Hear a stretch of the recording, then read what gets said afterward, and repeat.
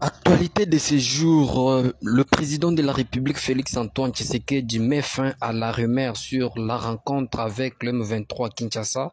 Déclare-t-il, je n'ai aucun contact avec le M23. Le représentant du M23 était venu rencontrer mon ancien ministre de l'Intérieur, Gilbert Kankondé. Ils sont venus me proposer de les recevoir. J'ai carrément refusé et j'avais rejeté l'idée de les recevoir. Je ne l'ai jamais rencontré, déclare Félix Tshisekedi. À Bruxelles, les collectifs des élus et mandataires belges d'origine congolaise a exigé la création d'un tribunal pénal international sur le massacre commis en RDC lors d'une conférence de presse. Déclare-t-il, nous invitons le pays de la communauté internationale à reconnaître enfin qu'un génocide en cours de pénétration au Congo depuis des années et exigeons haut et fort la création d'un tribunal international en vue de juger les seigneurs de guerre, de mettre fin à l'impunité et repérer les préjudices causés par toutes les atrocités, ont déclaré ces élus et mandataires dans l'une déclaration signée par l'ensemble des politiciens d'origine congolaise venus réunis pour la première fois sans distinction de la tendance politique. Au sujet de la déclaration des constitutions, Félix Tshisekedi déclare « Je n'ai pas violé la constitution, je suis guidé par un seul idéal,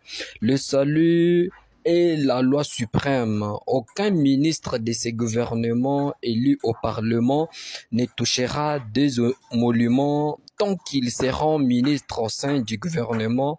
Ce sont leurs suppléants qui toucheront leurs émoluments au Parlement, déclare Félix Tshisekedi. À l'est du Congo, une manifestation a été organisée par le peuple congolais Tutis.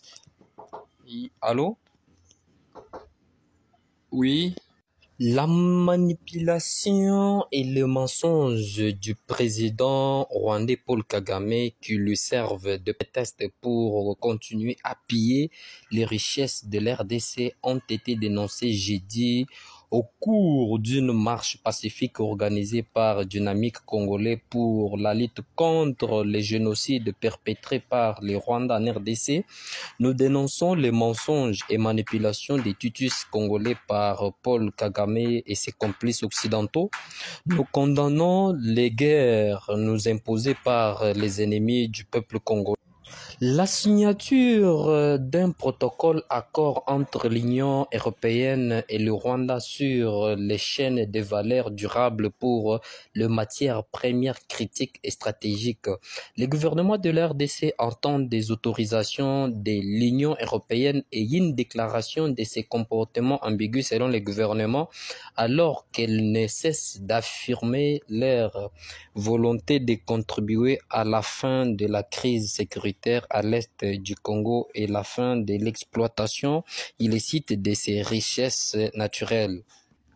L'artiste congolais Fally Ipupa a renouvelé son engagement pour une durée de 2 ans comme ambassadeur national du Fonds des Nations Unies pour l'enfance UNICEF en RDC lors d'une cérémonie de signature organisée à Kinshasa. L'audience de Jean-Tini Ngobi, le gouverneur de la ville de Kinshasa et province, et Mbutamuntu se poursuit au parquet général près de la cour de cassation dans le cadre de l'affaire de fraude électorale.